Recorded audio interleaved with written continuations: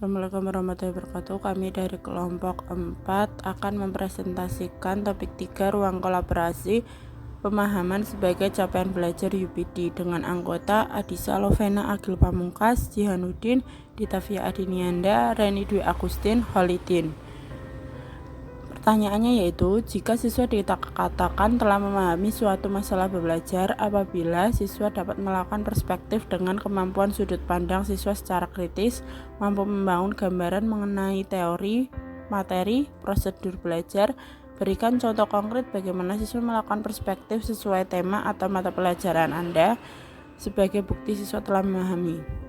Yang pertama yaitu pada aspek perspektif. Pemahaman mengenai aspek perspektif, perancangan dan pengembangan kurikulum Wiggins dan MC3 menitik beratkan pada 6 sisi pemahaman dari teori konstruktivisme.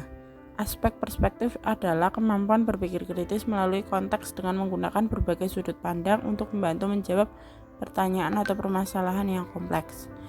Kurikulum Merdeka mengadopsi 6 aspek pemahaman dari teori konstruktivisme dari MC3 dan Wiggins yang terdiri dari explanation, interpretation, application, perspective, empathy, dan self-knowledge. Ciri peserta didik yang mengalami aspek perspektif memiliki pengetahuan atau pemahaman baru dari sudut pandang mereka yang mampu menyelesaikan permasalahan yang sedang diamati, dapat menjelaskan gambaran besar dari suatu hal secara logis, menemukan penyelesaian dari suatu permasalahan dengan cara yang lebih kreatif dan ringkas.